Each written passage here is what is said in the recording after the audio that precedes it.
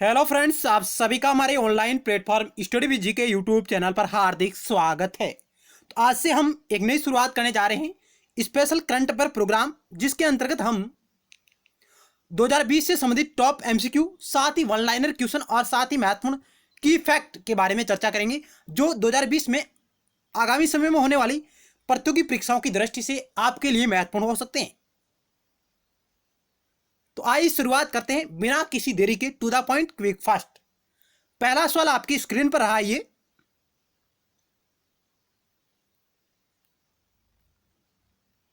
पहला सवाल क्या कह रहा है कि हाल ही में G20 देशों की आपातकालीन वीडियो कॉन्फ्रेंसिंग सम्मेलन में भारत, चीन, अमेरिका सहित कई देशों को कोरोना से लड़ने के लिए कितने अरब डॉलर का राहत पैकेज दिया गया।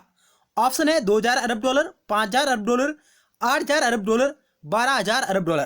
क्या होगा इस क्वेश्चन का राइट आंसर? आपके पास ओनली 20 सेकंड का टाइम है, आप ही अपने आंसर को गैस करिएगा।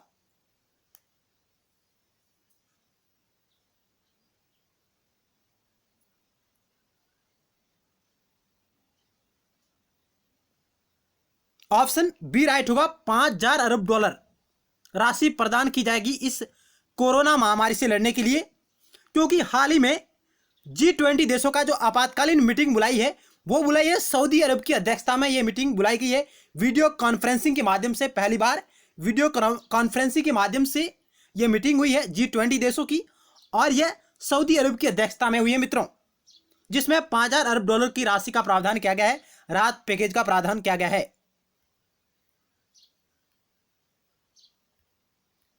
5000 अरब डॉलर G20 सम्मेलन में सभी नेताओं ने भारत, चीन, अमेरिका सहित कई देशों को कोरोना से लड़ने के लिए 5000 अरब डॉलर का राहत पैकेज दिया गया है। कोरोना वायरस संक्रमण के चलते सऊदी अरब के सुल्तान किंग सलमान की अध्यक्षता में मित्रों, सऊदी अरब के सुल्तान किंग सलमान की अध्यक्षता में G20 देशों की आपातकालीन बैठक आयोजित की गई है। बहुत ही अच्छा फैक्ट बन सकता है। G20 देशों की आपातकालीन बैठक का आयोजन सऊदी अरब के सुल्तान किंग सलमान की अध्यक्षता में किया गया है मित्रों 2020 में। चलते हैं नेक्स्ट सवाल की ओर। 2 नंबर आपकी स्क्रीन पर रहा। भारत के किस शहर के WISG के वैज्ञानिकों ने पता लगाया है कि अन्य हिमालयी क्षेत्रों की तुलना में सिक्किम के ग्लेशियर बड़े पैमाने पर पिघल रहे हैं। यानी भारत के किस शहर के WISG के वैज्ञानिकों ने पता लगाया कि अन्य हिमालयी क्षेत्रों की तुलना में सिक्किम के जो ग्लेशियर है वो बड़े पैमाने पर पिघल रहे हैं। पुणे के वैज्ञानिक, दिल्ली के वैज्ञानिक, खड़गपुर के वैज्ञानिक, देहरादून के वैज्ञानिक। क्या होगा इस सवाल का राइट आंसर?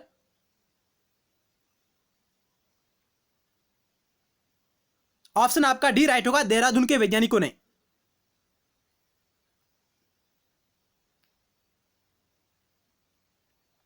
देहरादून, भारत के देहरादून के WISG यानी Wadia institute of Himalaya geological, यानी WISG की फुल फॉर्म क्या है?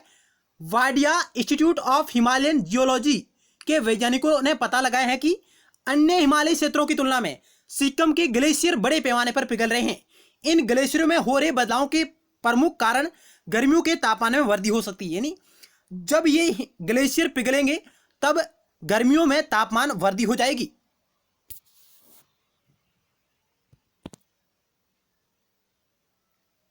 चलते हैं नेक्स्ट क्वेश्चन की ओर।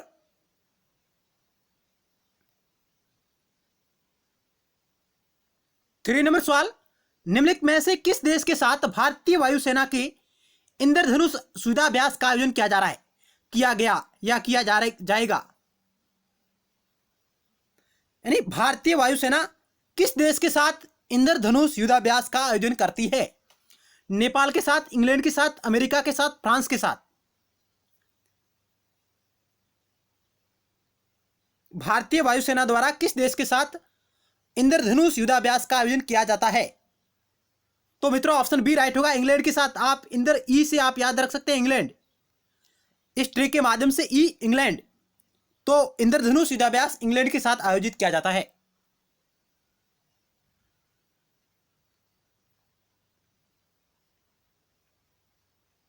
भारतीय वायुसेना और इंग्लैंड की वायुसेना यानी रॉयल एयरफोर्स के मध्य इंद्रधनुष नाम से संयुक्त युद्धाभ्यास का आयोजन किया जा रहा है, और भारत की ओर से इसमें सुकोई 30 ग्लोब मास्टर जैसे विमान को शामिल किया गया है। दूसरी ओर रॉयल एयर फोर्स द्वारा यूरोफाइटर टाइफून को शामिल किया गया है। इस दौरान दोनों देशों की वायुसेनाएं युद्ध की स्थिति से निपटने के लिए साथ साथ समता, विकास और आपसी तालमेल पर काम करेगी। यानी इस इंद्रधनुष युद्धाभ्यास का मुख्य उद्देश्य क्या है? इसके लिए दोनों राष्ट्र भारत और इंग्लैंड दोनों के मध्य यह युद्धाभ्यास आयोजन किया जाता है प्रतिवर्ष। चलते हैं नेक्स्ट सवाल की ओर। आप वीडियो सीरीज को रोककर इस स्लाइड को आसानी से पढ़ सकते हैं।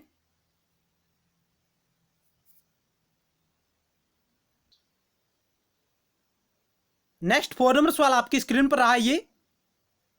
प्रधानमंत्री नरेंद्र मोदी ने किस देश के राष्ट्रपति यू विन मिंट के साथ सामाजिक आर्थिक विकास पर ध्यान केंद्रित करते हुए 10 समझौतों पर हस्ताक्षर किए 2020 में मित्रों?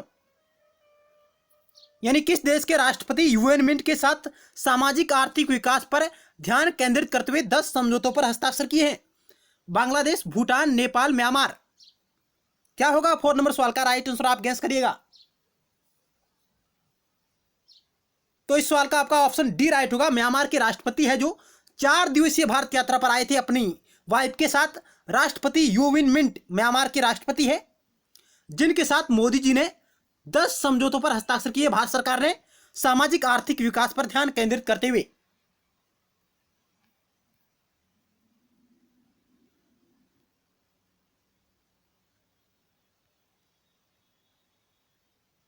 पीएम मोदी और म्यांमार के राष्ट्रपति मिंट ने हैदराबाद हाउस में वार्ता की तथा दोनों देशों के बीच 10 करार किए गए।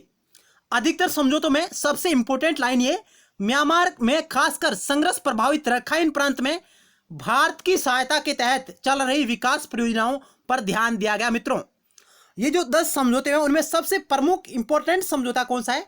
तो वो है आपका म्यांमार में एक रखाइन प्रांत है और वहां पर संघर्ष चल रहा है, और वहां पर जो भारत सरकार के सहयोग से जो परियोजनाएं चल रही है उसको लेकर एक प्रमुख समझौता हुआ है। यानी म्यांमार में खासकर संघर्ष प्रभावित रखाइन प्रांत में भारत की सहायता के तहत चल रही विकास परियोजनाओं पर ध्यान केंद्रित किया गया है एक समझौते के माध्यम से। अन्य समझौतों में मानव तस्करी की रोकथाम हेतु सहयोग, तस्कर पीड़ितों को बचाने, खोजने और वापसी और पुनः मुख्य धारा में शामिल करने पर एक एमओयू भी शामिल हुए। ये इस प्रकार के 10 एमओयू साइन किए गए थे म्यांमार के राष्ट्रपति यू विन मिंट के साथ। और सबसे प्रमुख समझौता हुआ है म्यांमार का जो रखाइन प्रांत है वहां पर भारत सरकार की सहयोग से जो विभिन्न परियोजनाएं चल रही है उसको लेकर एक समझौता हुआ है म्यांमार के रखाइन प्रांत के विकास हेतु।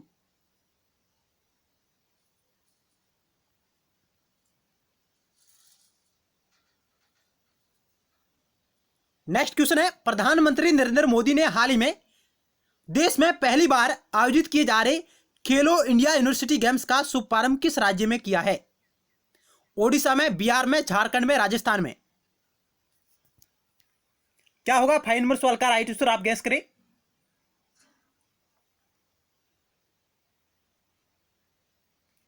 ऑप्शन ए आपका राइट होगा, ओडिशा में। यानी मोदी ने हाल ही में देश में पहली बार आयोजित किए जा रहे खेलो इंडिया यूनिवर्सिटी गेम्स का शुभारंभ ओडिशा राज्य में किया है पहली बार। चलते हैं नेक्स्ट सवाल की ओर। अंतर्राष्ट्रीय मातृभाषा दिवस निम्न में से किस दिन मनाया जाता है? अंतर्राष्ट्रीय मातृभाषा दिवस किस दिन मनाया जाता है? 11 फरवरी, 21 फरवरी, 15 फरवरी और 26 फरवरी।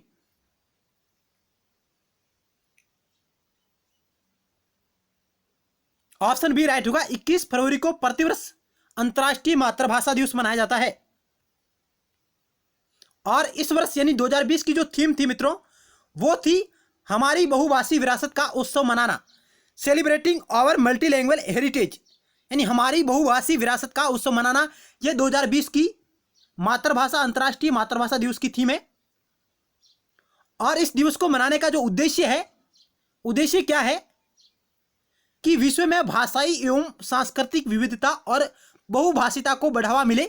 विश्व भर में कई सारी भाषाएं बोली जाती हैं और इसी को बढ़ावा देने के लिए हर साल मातृभाषा दिवस मनाया जाता है। इसकी घोषणा यूनेस्को के द्वारा 17 नवंबर 1999 को की गई थी, लेकिन औपचारिक रूप से 2008 में यूएन महासभा ने इसे मान्यता प्रदान की है। आप वीडियो को रोककर आसानी से इस स्लाइड को पढ़ सकते हैं। सबसे इंपॉर्टेंट है 21 फरवरी को अंतर्राष्ट्रीय मातृभाषा दिवस मनाया जाता है और 2020 की जो थीम है मित्रों वो है आपकी हमारी बहुभाषी विरासत का उत्सव मनाना।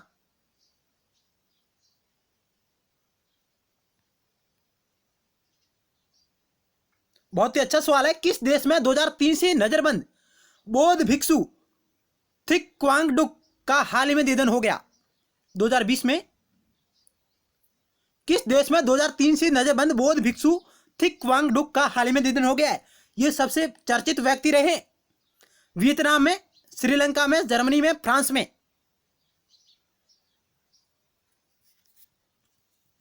तो ऑप्शन ए राइट होगा। वियतनाम में नजरबंद थे बौद्ध भिक्षु थिक क्वांगडुक जिनका 2020 में निधन हो गया है।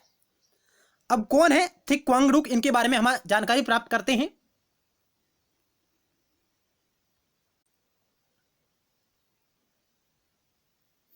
बौद्ध भिक्षु थिक क्वांगडुक वर्ष 2003 से वियतनाम सरकार द्वारा नजरबंद है। उनका हाल ही में निधन हो गया, यानी 2020 में इनका निधन हो गया था। उन्हें एक असंतुष्ट भिक्षु के रूप में जाना जाता है। थिक क्वांगडुक को कई बार नोबेल शांति पुरस्कार के लिए नामांकित किया जा चुका है। डुक ने अपनी जिंदगी का अधिकतर समय धार्मिक स्वतंत्रता और मानव अधिकारों की पैरवी करते हुए बिताया। यानी बौद्ध भिक्षु थिक क्वांगडुक को वर्ष 2003 से वियतनाम सरकार द्वारा नजरबंद किया गया है और उन्होंने जो कार्य किया अपने जीवन में वो किया था, उन्होंने धार्मिक स्वतंत्रता और मानव अधिकारों की पैरवी उन्होंने की थी। मित्रों ये फैक्ट है इनसे संबंधित। नेक्स्ट सवाल आपकी स्क्रीन पर रहा, ये किस राज्य सरकार ने कॉलेज के छात्रों को वित्तीय सहायता देने हेतु जगना वसाटी दिवेना योजना प्रारंभ की है? यानी जगना वसाटी दिवेना योजना किस राज्य सरकार द्वारा प्रारंभ की गई है? आंध्र प्रदेश, बिहार, हरियाणा, महाराष्ट्र। तो मित्रों इस सवाल का ऑप्शन ए राइट होगा। आंध्र प्रदेश के सीएम ने इस योजना को लॉन्च किया है जो कॉलेज के छात्रों को वित्तीय सहायता देगी।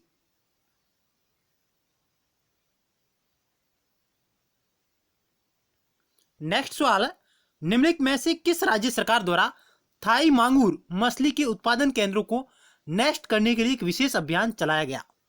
यानी थाई मांगूर मछली के प्रजनन केंद्रों को नेस्ट करने के लिए किस राज्य सरकार द्वारा एक अभियान चलाया जा रहा है? गुजरात, महाराष्ट्र, बिहार, उड़ीसा। बहुत ही अच्छा सवाल है। ऑप्शन बी राइट होगा। महाराष्ट्र सरकार द्वारा थाई मांगूर मछली के प्रजनन केंद्रों को नेस्ट करने के लिए विशेष अभियान चलाया जा रहा है।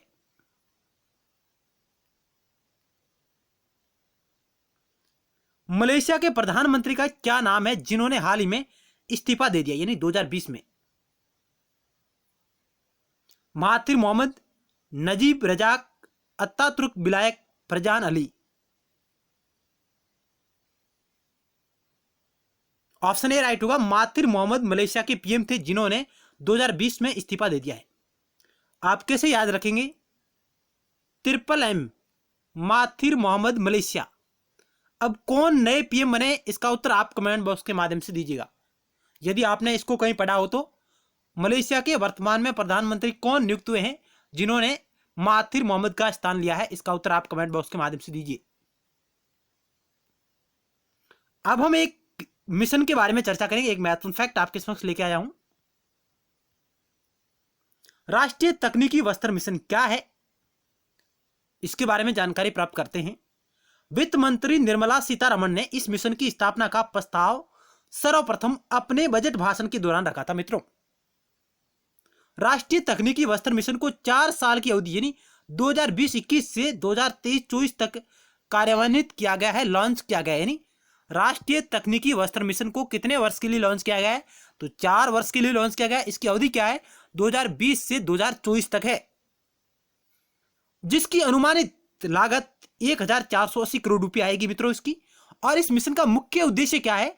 इसका मुख्य उद्देश्य भारत को तकनीकी वस्त्र के क्षेत्र में एक वैश्विक लीडर के रूप में स्थापित करना। यानी राष्ट्रीय तकनीकी वस्त्र मिशन का प्रमुख उद्देश्य रहेगा भारत को एक तकनीकी वस्त्र के रूप में एक वैश्विक लीडर के रूप में स्थापित करना है।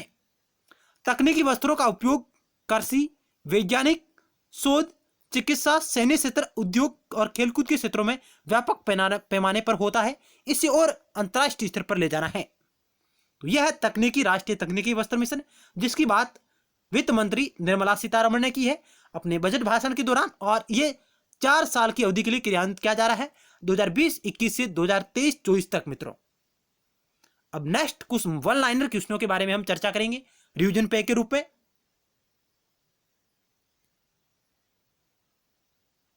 तो पॉइंट आपके समक्ष रहा, केंद्र सरकार ने हाल ही में जिस सोशल मीडिया प्लेटफॉर्म पर माई गो कोरोना हेल्प डेस्क की शुरुआत की, तो ये की थी व्हाट्सएप पर। यानी कोरोना महामारी के चलते भारत सरकार ने व्हाट्सएप सोशल मीडिया प्लेटफॉर्म पर my government corona help desk की शुरुआत की है, जो कोरोना महामारी के खिलाफ जानकारी प्रदान करती है लोगों को। नेक्स्ट, बीजेपी के जिस नेता ने हाल ही में 4थी बार मध्य प्रदेश के मुख्यमंत्री के रूप में शपथ ली, तो यह लिए शिवराज सिंह चौहान। शिवराज सिंह चौहान एमपी के 4थी बार सीएम की शपथ लेने वाले व्यक्ति बने, और इन्होंने कमलनाथ सरकार जो विश्वास मत हासिल नहीं कर पाई थी, उसकी वजह से ये सीएम बने हैं शिवराज सिंह चौहान।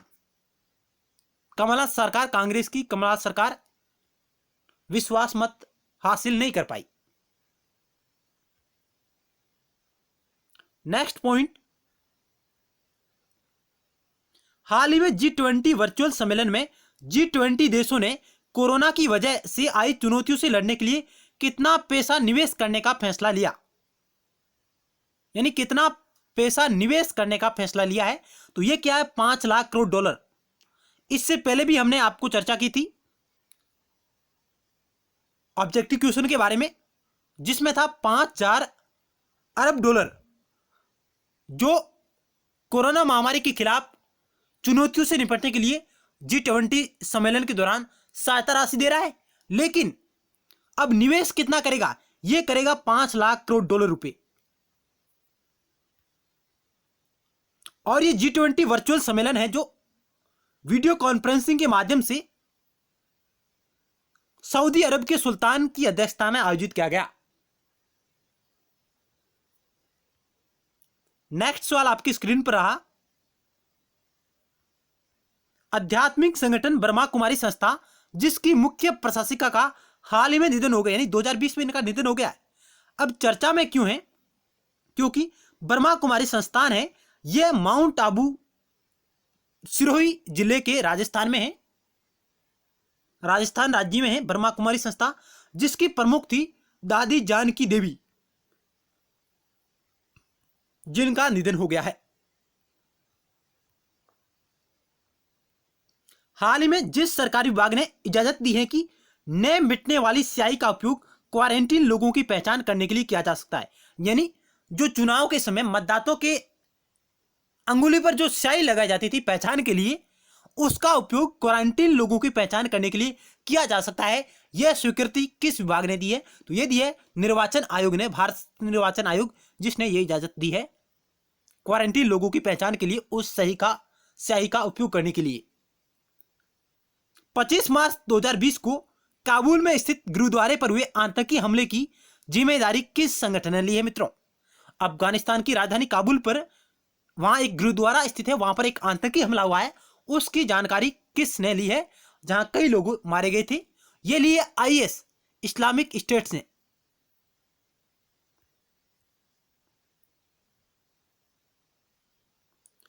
छब्बीस मार्च 2020 को वीडियो कॉन्फ्रेंसिंग के द्वारा G20 सम्मेलन जो देश कराया, यानी किस देश की अध्यक्षता में हुआ है, ये सऊदी अरब की अध्यक्षता में है, इसके बारे में हम चर्चा कर चुके हैं।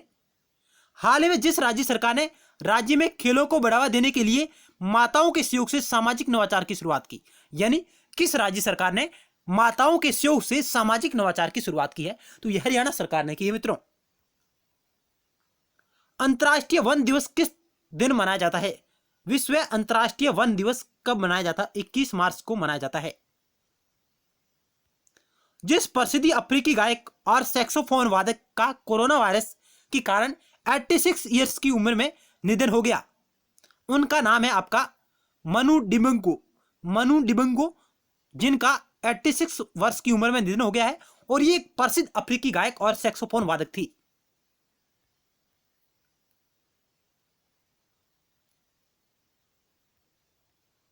भारत और किस देश की नौसेना ने रीयूनियन द्वीप से पहली बार संयुक्त गश्त का आयोजन किया?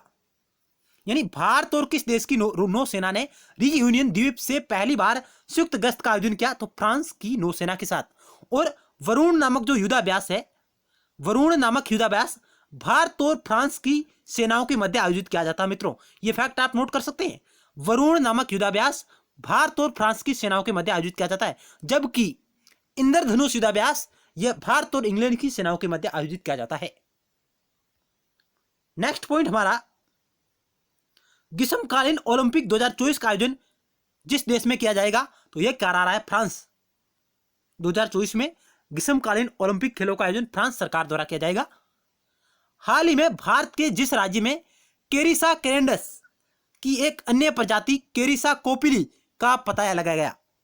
यानी भारत के किस राज्य में यह प्रजाति पाई गई है जिसका पता लगाया गया है? तो यह असम राज्य में। नेक्स्ट है, किस राज्य के प्रसिद्ध लोक नाट्य यक्षगान की 900 से अधिक लिपियों का यानी स्क्रिप्ट का डिजिटलाइजेशन कर दिया गया है, यानी डिजिटलीकरण करके सार्वजनिक कर दिया गया है? यह तो कर्नाटक का लोक नाट्य यक्षगान, करो यक्षगान कर्नाटक का लोक नाट्य है यक्षगान, जिसकी 900 से अधिक स्क्रिप्ट का डिजिटलाइजेशन कर दिया गया है, कंप्यूटरीकरण किया गया है। इजराइल के हिलेल फुस्टेनबर्ग को और रूस के अमेरिकी ग्रेगरी मार्गुलिस को वर्ष 2020 के लिए प्रतिष्ठित पुरस्कार विजेता चुना गया है, एबल पुरस्कार के लिए।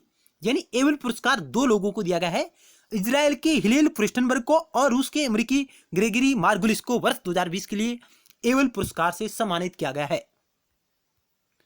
नेक्स्ट पॉइंट आपके समक्ष रहा, प्रधानमंत्री मोदी ने कोरोना वायरस के प्रसार को रोकने के लिए 25 मार्च 2020 को कितने दिनों के लिए देशव्यापी लॉकडाउन की घोषणा की? पहली बार मित्रों, पहली बार मोदी सरकार द्वारा 21 दिनों का देशव्यापी लॉकडाउन घोषित किया गया था 25 मार्च 2020 को। नेक्स्ट सवाल, भारतीय चिकित्सा अनुसंधान परिषद आईसीएमआर द्वारा गठित राष्ट्रीय कार्यबल द्वारा कोरोना वायरस के लिए जिस दवा की सिफारिश की गई है वह कौन सी दवा है? वह आपकी हाइड्रोक्सीक्लोरोक्विन। हाइड्रोक्सीक्लोरोक्विन एक एंटी मलेरिया दवा है और भारत सरकार ने हाइड्रोक्सीक्लोरोक्विन को अमेरिकी राष्ट्रपति डोनाल्ड ट्रंप की मांग पर उसे निर्यात किया है। अमेरिकी सरकार को भारत सरकार द्वारा इस दवा का निर्यात किया जा रहा है क्योंकि भारत विश्व में सबसे बड़ा उत्पादक राष्ट्र है हाइड्रोक्सीक्लोरोक्विन दवा का, और इसका उपयोग कोरोना महामारी के चलते कोरोना बीमारी के प्रति रोग प्रतिरोधक क्षमता को बढ़ावा देने के लिए किया जा रहा है।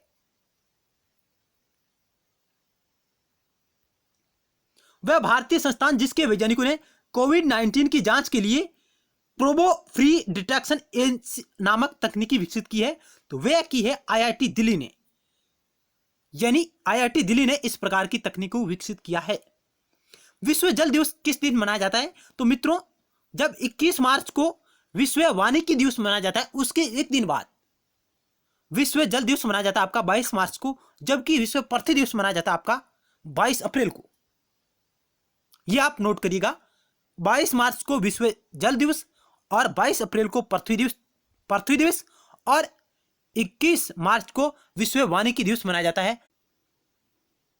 नेक्स्ट पॉइंट, हाल ही में जारी की गई विश्व खुशहाली सूचकांक में भारत को जो स्थान प्राप्त हुआ है वह कौन सा स्थान हुआ है? यानी वर्ल्ड हैप्पीनेस जो इंडेक्स आया है, वर्ल्ड हैप्पीनेस इंडेक्स में भारत को कौन सा स्थान प्राप्त हुआ है? तो यह हुआ 144वां स्थान। भारत के जिस पर्वतारोही ने 7 महाद्वीपों में सबसे ऊंचे ज्वालामुखी पर चढ़ाई करने वाले पहले भारतीय बनने का रिकॉर्ड बनाया? तो यह बनाया सत्यरूप सिद्धार्थ ने। सत्यरूप सिद्धार्थ जिन्होंने 7 महाद्वीपों में सबसे ऊंचे ज्वालामुखी पर चढ़ाई करने वाले पहले भारतीय का रिकॉर्ड बनाया है सत्यरूप सिद्धार्थ ने। नेक्स्ट स्लाइड है, कोरोना वायरस से बचाव के लिए मोदी ने जिस नाम से देश भर के लोगों को 22 मार्च 2020 को अपने अपने घरों में रहने के लिए आह्वान किया। तो मित्रों, जनता कर्फ्यू बहुत ही अच्छा प्रयास था कोरोना महामारी से निपटने का। मोदी सरकार द्वारा, प्राइम मिनिस्टर मोदी जी द्वारा जनता कर्फ्यू का जो आह्वान किया गया था 22 मार्च 2020 को।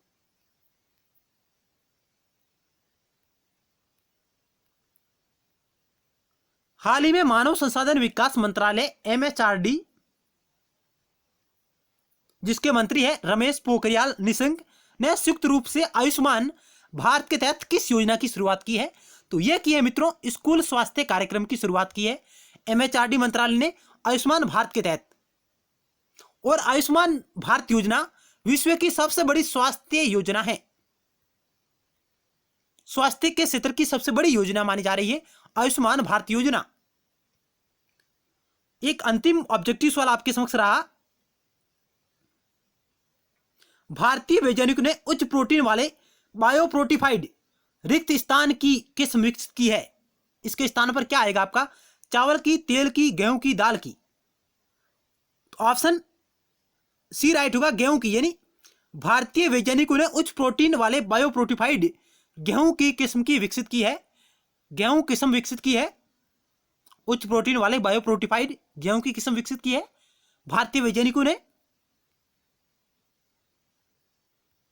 और इस किस्म का नाम दिया है MACS।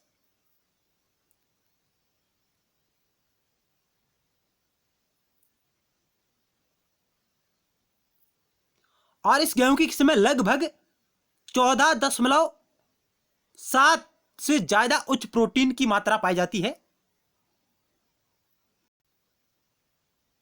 इस वीडियो सीरीज के अंतर्गत हमने 2020 के टॉप MCQ सीरीज के बारे में चर्चा की, जिसमें हमने MCQ plus one liner plus कुछ महत्वपूर्ण फैक्ट के बारे में भी चर्चा की है। आपको हमारा प्रयास किस प्रकार लगा, आप अपने अमूल्य सुझाव कमेंट बॉक्स के माध्यम से दीजिएगा। मिलते हैं नेक्स्ट टाइम एक नए टॉपिक के साथ और महत्वपूर्ण सवालों के साथ। धन्यवाद।